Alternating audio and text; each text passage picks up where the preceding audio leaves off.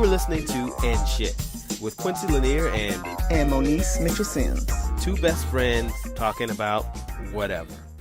Hey, Monie. Hi, Quincy. Quincy, Bopensi, Fanana, Fana, Fofisti, Fifa, Momisi. Quincy.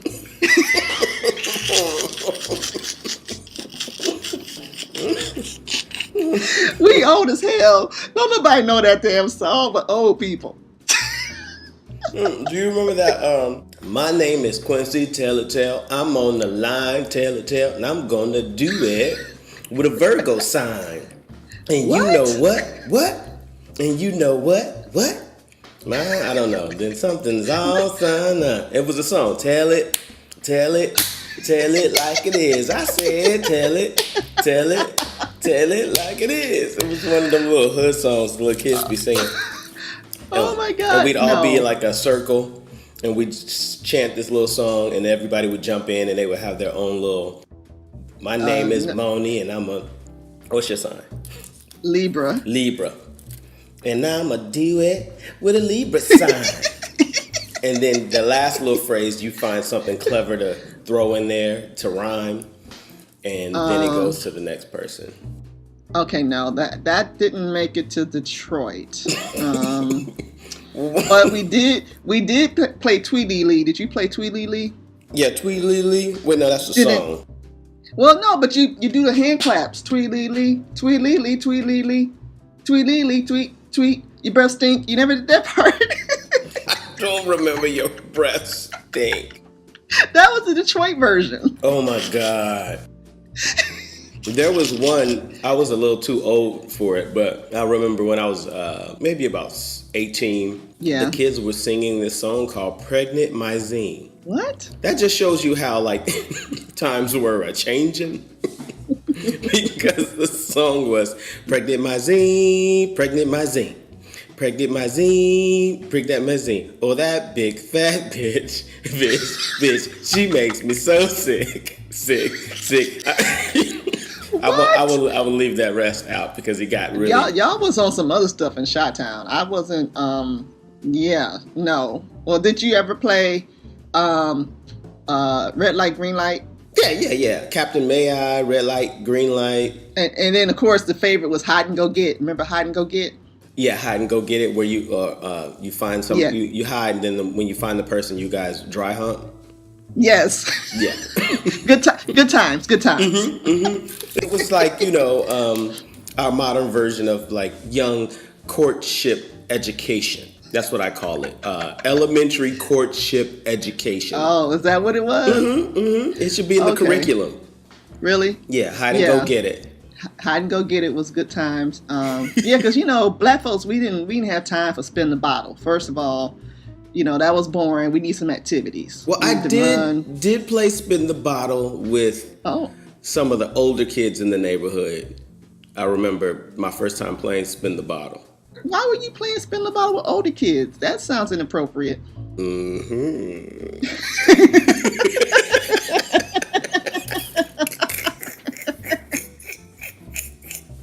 This is what it sounds like when older kids spin the bottle.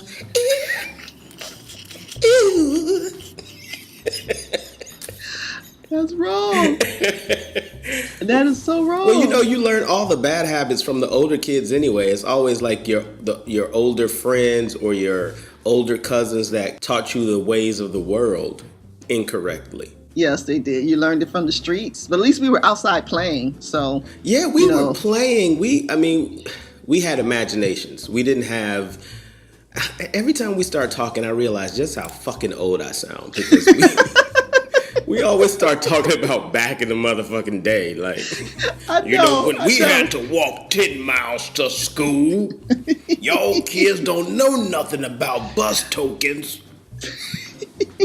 Like what? I know we are old as hell, but you don't know about tape cassettes that would get caught in the Walkman and how you had to take them apart and roll them back together and tape the tape back when it would pop.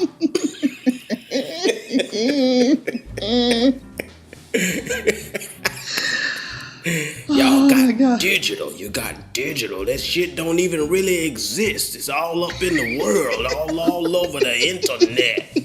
What the hell is digital? You can't touch it. You can't feel it. It ain't real. You're listening to unreal music. Instruments supposed to be heard, felt, touched.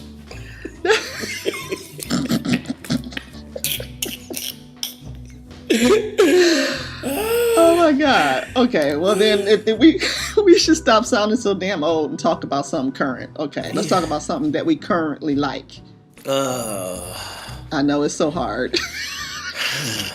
What do we currently like? Currently like Netflix. No, I don't want to talk about Netflix. Unless they're willing to give me a show, I'll talk unless about they're Netflix. sponsoring. They're not sponsoring, so we're not Netflix, gonna if love. you want to sponsor us, we will talk about you. Yes. Favorably.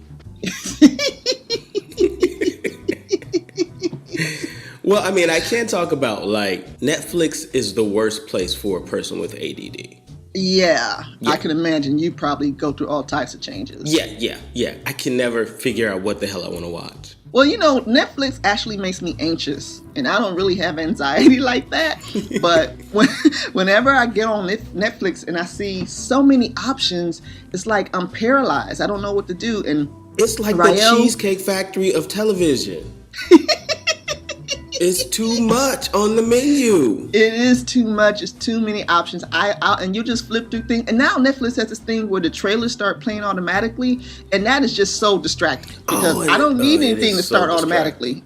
I'm having a hard enough time figuring out what I want to see, and then the trailers start playing. You start watching the trailers, and then you look up, and 2 hours later, you just been watching trailers. That's what we did last night. That's exactly what we did last night. Me and DeAndre spent almost an hour. Well, he spent like the first half hour scrolling and watching trailers, and then he decided to Google best new shows or films on Netflix to see if at least there was some guide somewhere that could guide us in making a decision. And so meanwhile, I continued scrolling while he was doing that, and it was like a rabbit hole. Yes. Netflix becomes a rabbit hole. It is the sunken place. Yeah, it is.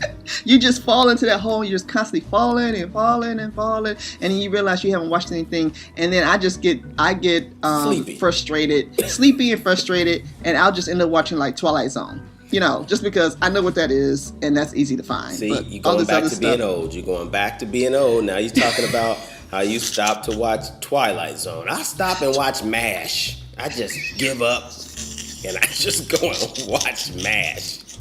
Well, you got it. It's like Twilight Zone is like comfort food for me. Okay, Twilight Zone. I know what it is. I might have seen this episode 10 times, but it doesn't matter. It's black and white. It's slow, but it finishes. The story's done in a half hour. It's great. I don't have to think much about that. But you know what's funny though? Remember when I texted you and said Mama didn't understand? Yeah. While we were doing this, I was trying to explain to her the whole concept of podcast and trying to explain to her that it's just us taping our conversations and people listen to us. And she was so confused. She was like, why the hell would anybody listen to you and Quincy talk? She's like, it's not that I'm confused about why people would listen to anybody else talk, but why the hell would they listen to you and Quincy talk? And then I let her listen to like the first one we did, and her face was just, I should have recorded her reaction to listening to us. She was like, this is crazy. I said, I know. And people like it. People seem to like it. She said, I don't get it. I said, I know you won't, Mommy. She said, I just don't understand. I don't understand. Parents just don't understand. They don't. They really don't understand half the stuff that we do. I don't understand half the stuff we do. True, but that's most of the fun. You don't understand it. That's true. Yeah. Mm-hmm. Yeah. Yes. It's discovery. That's right. It's the fun and discovery. That's what keeps us youthful. Right on. Speaking of youthful, because it's happening now, I attended a 50th birthday celebration. Wait, you said speaking of youthful. This is not. I didn't you to say 50th birthday. Well, we are approaching that period where many of our friends and associates will be turning, 50. Yeah. So those are the things that you never look forward to happening. They just kind of sneak up on you. I'm looking forward to turning 50. No. I don't mean like I want to die or nothing. I want to be 110. But I'm just saying, it's not like you're like, oh man, I can't wait until, this 30th birthday. And then I think the last time you get excited about a birthday is typically like 40 maybe. Like, I'm going to be grown and sexy at 40. No, actually for me, 40 was depressing. I wasn't looking forward to 40. I liked 30, but 40 was depressing for me because I had this vision in my head of where I would be by that age, and I was so not there. So I almost didn't celebrate my 40th birthday because I was just like, this isn't it. This isn't 40 for me. And then my friend Joy, she convinced me to have a birthday party. And that's why it was so last minute. I think I just sent out an invitation to the last minute and told people to meet me at my favorite restaurant downtown. Mm-hmm. And I just threw something together because 40, I was so not in the place where I wanted to be at 40. But I'm looking forward to 50. I'm looking forward to that. Because I'm 50. I'm 50 years old and I can stretch. And I can get I'm 50. I completely understand the disconnect between turning an age and looking in the mirror and not seeing the 40-year-old face that you expect, or even the 50-year-old face that you expect 40 or 50 to look like. Yeah. To not feel like you are the age that your birth certificate is lying to you about. I feel like birth certificates are like physical magic. I feel like birth certificates are physical embodiments of dicks. Wow. Wait, let me get it together. That was a Freudian slip. I feel like birth certificates are physical embodiments of dyslexia. Like the numbers are changing by themselves. Like what we're reading is really like a form of dyslexia. Like we're not really the age that it tells us we are. Our minds are playing tricks on us, or the paper is. The numbers are being jumbled and moved around. That's what's happening. That's what I say. Also, going back to what you said, also feeling at that age that you're not where you expected to be at that age. Right. The hard part is that we're artists, so we don't conform to societal standards anyway. Like we live outside of the norm, but yet we still compare ourselves and judge ourselves according to that ruler. Yeah. So it's like you can't judge where you are in your life according to where people who have regular 9-to-5s get married early, have children, go to school, get degrees, and go off and make careers. When you're an artist, your life is just on a completely different trajectory, and we find ourselves sometimes as artists, well beyond where we want it to be at a certain age, and sometimes we find ourselves, more often, we find ourselves like still living the life of starving artist, and you're like, fuck, I'm 40, right? And life is starting to appear not too much long lasting, and I haven't done the things that I thought I would be doing. I haven't achieved the things that I thought I would be achieving, but yet we've enjoyed and we've experienced a lot of life more so than our counterparts who may have the house, who may have the family, who who may have hold on a second. Excuse me. This is it's reserved. Girl, you see that sign out there, you think because you blonde and in a beach towel that you don't have to fucking obey the rules of the building. Oh no. Wow. Take your damn Baywatch looking ass back to the pool and interrupting my goddamn podcast. Sorry, I don't know if I should keep that. I like it. Like for me, no, I don't have a house. No, I don't have a shitload of money. As a matter of fact, right now I have no money.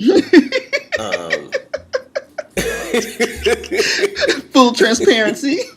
No, I don't have any children. I have a dog, and I'm quite content with my little puppy. But Yeah. I have seen the world. Right. I've traveled a lot. I've had a lot of great experiences. I've done a lot. I actually have to honestly take into account everything that I've done in my 4 years. You're stupid. My 40 years. And, you know, some people, they postpone that because they're taking the traditional route, you know. So go to school first, get married, have your children, raise your children, retire, then travel. Then you got like 10 good years to enjoy any damn thing if you do. If the job hasn't completely taken every last ounce of your vitality from you and your children haven't almost murdered you. Oh, no. I'm just saying, you know, some people are beat after they raise children. There's no life left in them. They have sucked them dry. Like, yeah. It's just they've collapsed on themselves. But, you know, it's true. All of that. Oh, they give me so much joy. And then they take it right the fuck back. Okay? Oh, my God. But anyway, the sacrifice we made, there's sacrifices on both sides, right? Right.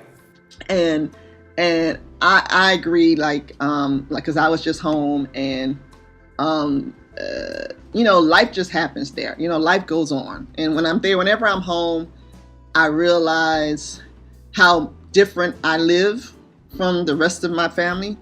Not that it's better, it's just different, right? And I appreciate like the choices that I made, and where I am right now is because of the decisions that I make on a daily basis, right? Right. And sometimes you wish that, oh man, I wish I had a boatload of money, I had the house and all this type of stuff. But back to what you're saying, because I don't have those things, I have the freedom where I can just drop out of my life and go back home for 2 weeks at a time if my family needs me, because I'm not beholden to a boss or anything like that. I'm my own boss. I control my own destiny. So there's the freedom of that. But there's also the flip side of the freedom where you're controlling every damn thing, but you ain't controlling the money that's not coming in. Right. So you got that stuff. And so I just appreciate that the life that I chose. And I continue to choose every day. You chose to follow your joy. And sometimes choosing to follow your joy is the path of starvation. And that's just what it is. You may be skinny, but you will be happy. Your stomach may be bloated, like you need to be sent 10 cents a day. But there will be a big smile on your face. Oh, no. There will be a big smile on your face, even though your teeth are rotting because your body is eating itself. Wow. No one will ever be able to tell you, though, you were not happy. But you know, yes, speaking to your point about being an artist, right? Especially artists over 40, because there's this whole concept that you should have made it by now. And even we hold those same concepts in our head, right? That we should be at a certain point by now. Like, oh my God. We hold these truths to be self-evident, yeah. And they're not, they're lies. Because everything is subjective, everything changes. And it's just, we do things that are subjective, right? We have to depend on people to like or not like it, or people to decide if they want to listen or not listen, or buy or not buy. As artists, we are beholden to that. And it's hard to maintain your joy when you have so little control over if anyone's going to like what you just did, right? That's like a weird thing that you have to justify in your head every single day. And it's stressful, but it's also, you know, like you said, reaching back for your joy and just holding on to it and guarding it. And one thing that helps me keep this in my head is I've been going to see, like you joked about the geriatric Motown tour.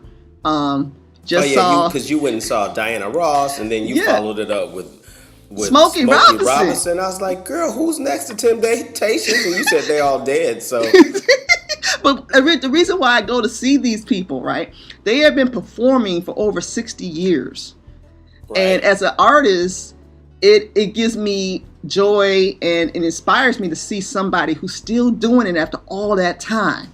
And they're up there and enjoying themselves, and they're even learning and growing at 70 something years old. I'm like, okay, if Smokey can get up there and sing, and Diana Ross can get up there and do what they do, I need to get over myself and just figure out how to get past this moment of whatever I'm going through, because I'm never going to stop being an artist. We can't stop doing that, Quincy. Remember just recently I posted on Facebook that I need to get back to my joy? Yeah. Because first there was the art and there was the joy, and then there came the fame, and then there came the money, and then there came the praises, and soon there was no money and there was no praises and there was the comparison, and then there was all this pain. And what happened to the joy in the art, in the process? And I think that as artists, we stand to make lots of money when with our art. So when that focus is taken off of why you started doing this in the first place, it's because from a child you were a writer. Right. You loved living in your imagination. You loved bringing stories to life on paper with words. You know, I was an artist. I loved bringing things to life on paper through, you know, pen and ink, through paint,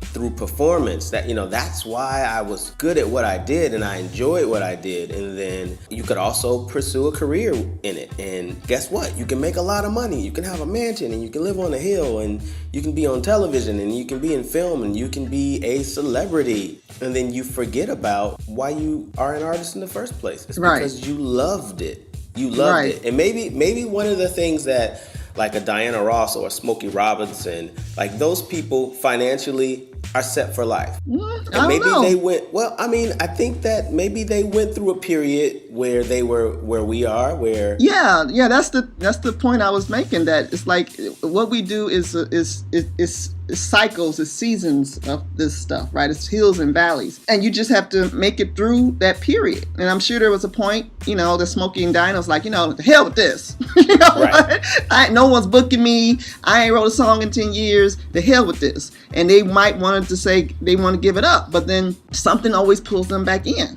Like, I can't not do this anymore. I got to figure out how can I love this again.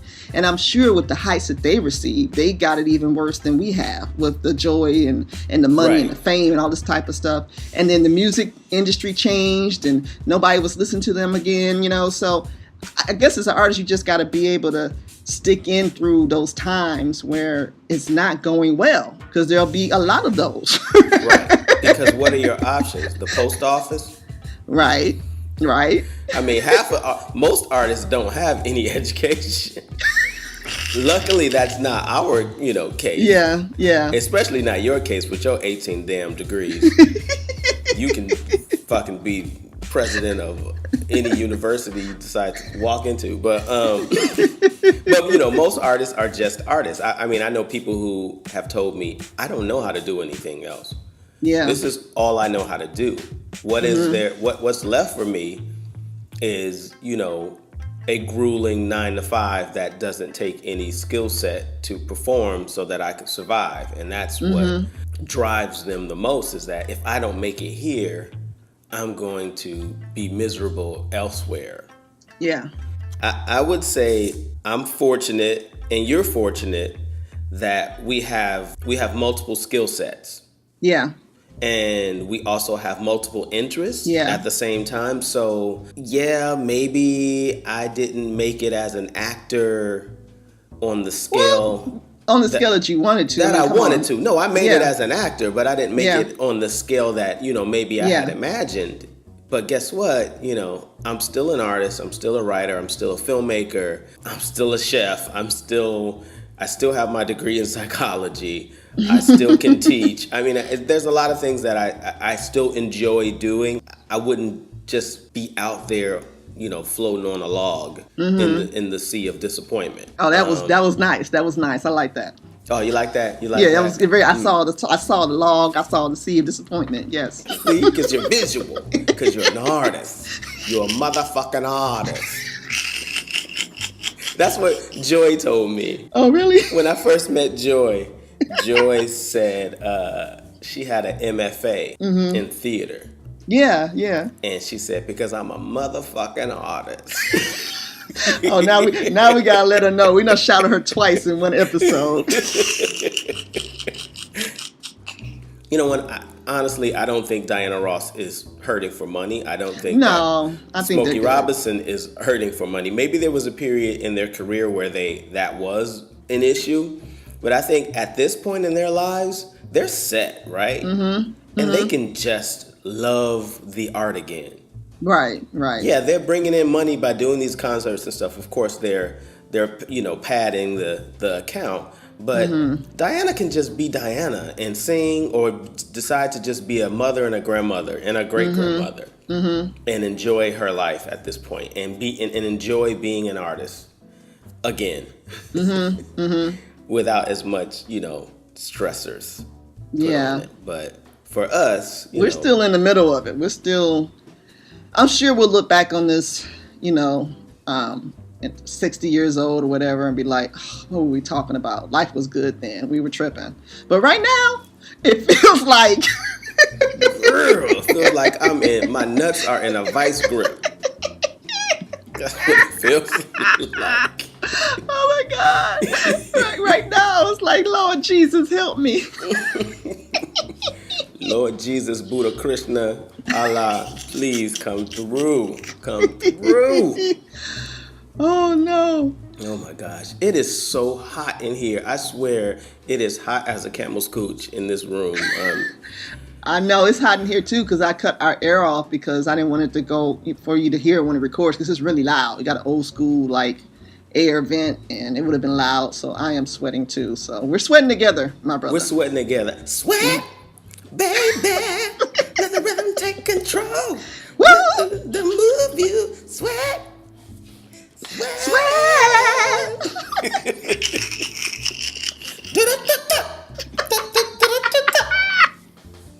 Oh God! There we go, being old again. I know. But back to your point. You said, speaking of being youthful, and you started talking about a 50th birthday celebration. Oh yeah, I did go on a whole tangent.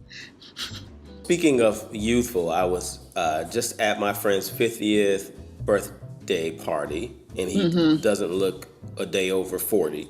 And I ran into Antonique Smith, the actress Antonique Smith. She played Faith Evans in the Biggie movie back in the day.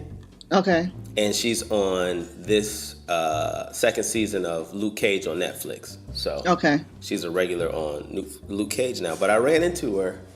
I think I mentioned, or I brought up being 4 years old. And then, even she was shocked, because she couldn't believe that. And she's like, wow, that's a blessing. Black don't crack. I was like, but it cracks on the inside. My liver is 85 years old. My liver, my heart, my hypertension, my bad eyes, and my depression. You're really 120 years old when you add all that stuff together. Yeah. My organs look jacked the fuck up. That's what's going on. No. It's funny though. I think I get the same thing. So yeah, because you're not even really gray. Oh, my brother, I am underneath with my when I pull my hair back, you can see all the gray. But even with that though, I think like you said, it's an energy thing, because living out here and living a life that we live is not typical of our counterparts back home. So we're young 40-something-year-old people. Everything about us is just different. Because when I go home and I'm around my cousins, I'm like, damn. Oh my God. How old are you? Yeah. And I see my friends that I went to high school with, and I'm like, ooh, okay. I don't recognize half of my friends from high school, and they hit me up on Facebook, and I'm like, who is this? I don't know you. I guess it's just us being out here being artists and not, wilding out. I mean, we could have, gone crazy with the drugs and all that type of stuff, but we basically, I think there is a positive for pursuing your joy. Right. I think that's probably that's the plus you get. Now, you might not eat, you be skinny, like you said, and hungry, but you're going to look good. maybe that's the fountain of youth. Joy is the fountain of youth. Maybe so. And people were like, yeah, but I still look old and I'm joy. But how long did it take before you found that joy? Because if you found it after you broke, it ain't gonna reverse right. the damages. No. Exactly. The fact that we were artists that kind of followed our joy, so to speak, from an early age. I think stress is one of the major factors in premature aging, or just regular aging. And I think when you have less stress, it slows down the aging process. And of course, and also we have melanin and we have magic blackness, which everybody doesn't have. But there's that. That's That's that unfair privilege that we have right there. Oh, is that the black That's the magic black privilege? Yeah, that's the black magic is our privilege. That's the only privilege that we have in this country. Well, I think that in closing, what we have figured out, while sitting under the Bodhi tree together today, is that find your joy. And I'm sure I'm not repeating anything that the Buddha didn't already say. But we just came upon it ourselves, through our own personal introspection. Follow your joy, whatever that is. Try to follow your joy. And with that, Monie, I think we should sing a song. Okay, I would like to pull from the book of Frankie Beverly. Anita Baker. Well, what's the song from? Oh Lord, what's the song from Anita Baker? You bring me joy. You don't know the lyrics to that song. Yes, I do. Okay, hit it.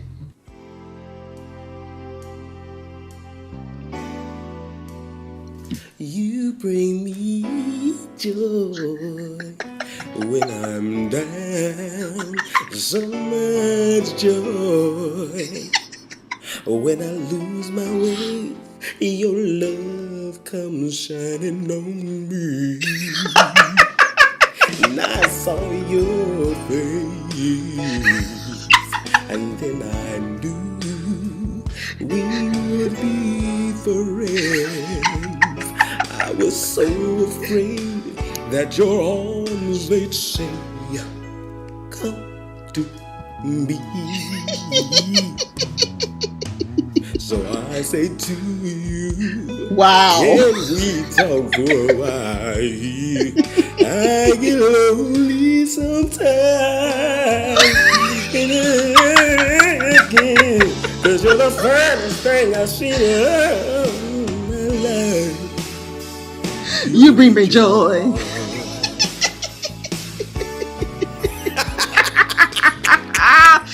Wow. I was not expecting that. Don't question my Anita Baker game. Oh my God. Right? Okay. All right. Anita Baker game. All right. Detroit in the house. Okay. and shit. Be sure to listen next week to And Shit with Q and Monie. You can follow Quincy Lanier on Instagram and Twitter at Q Lanier. And you can follow Moniece at Moniece Mitchell Sims on Twitter, Facebook, and Instagram. Be sure to subscribe to And Shit.